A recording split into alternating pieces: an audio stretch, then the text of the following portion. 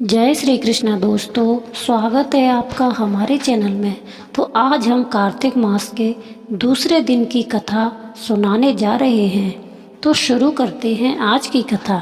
कार्तिक मास के दूसरे दिन की कथा कार्तिक महात्म्य के दूसरे अध्याय से संबंधित है, जिसमें गुणवती नामक कन्या की कहानी बताई गई है, जो बाद में भगवान कृष्ण की प्रिय पत्नी सत्यभामा बनी। प्राचीन काल में राजा सत्राजित की एक पुत्री थी, जिसका नाम सत्यभामा था। सत्यभामा ने एक बार भगवान श्री कृष्ण से पूछा कि पिछले जन्म में उन्होंने ऐसा क्या पुण्य किया था जिसके कारण उन्हें भगवान का साथ मिला और वे उनकी पत्नी बनी। भगवान श्री कृष्ण ने सत्यभामा को बताया कि पूर्व जन्म में उनका नाम गुणवती था। गुणवती गरीब होने के बावजूद बहुत धर्मपरायण और विष्णु की भक्त थी। एक बार कार्तिक मास में उसने विष्णु मंदिर में दीपदान किया और तुलसी की सेवा भी की।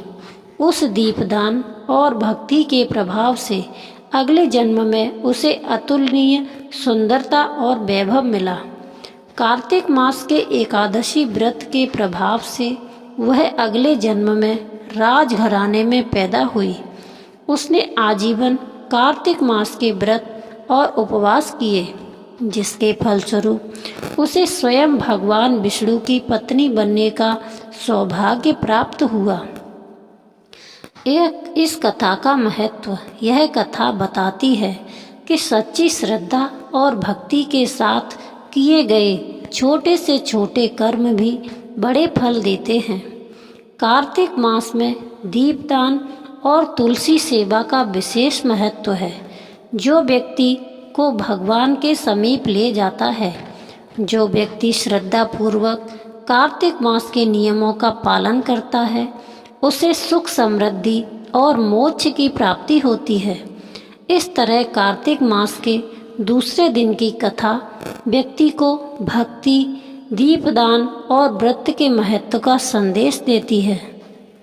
कार्तिक मास के दूसरे दिन की एक और लोकप्रिय कथा है, जिसे भाई दूज के नाम से भी जाना जाता है।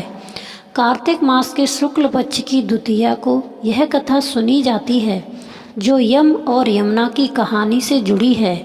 यम और यमुना की कथा पौराणिक कथा के अनुसार सूर्य देव की पत्नी संज्ञा ने यमराज और यमुना नाम के दो जुड़वां बच्चों को जन्म दिया।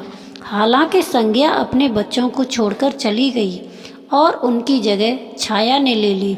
छाया ने यम और यमुना की परवाह नहीं की, जिससे दोनों भाई बहन में बहुत गहरा प्रेम उत्पन्न हो गया।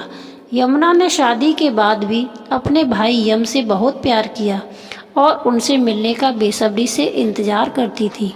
एक बार जब यमुना ने यम को अपने घर आने के लिए बहुत अनुरोध किया, तो यम ने अपने काम से छुट्टी लेकर बहन के घर जाने का निश्चय किया। यमराज को अपनी बहन के घर आता देख यमुना बहुत खुश हुई और उन्होंने उनका बहुत आदर सत्कार किया। उन्होंने यम को स्वादिष्ट भोजन कराया। यमराज बहन के प्रेम से बहुत प्रसन्न हुए।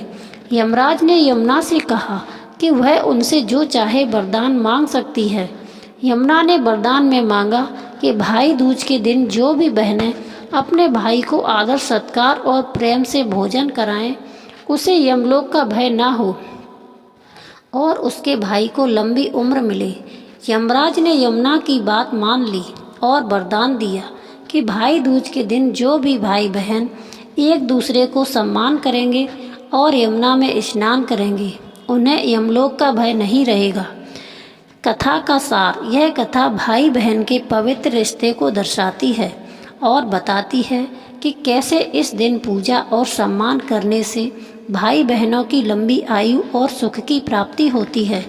इसी वजह से भाई दूज के दिन बहनें अपने भाई का तिलक कर उनकी लंबी उम्र और समृद्धि की कामना करती हैं।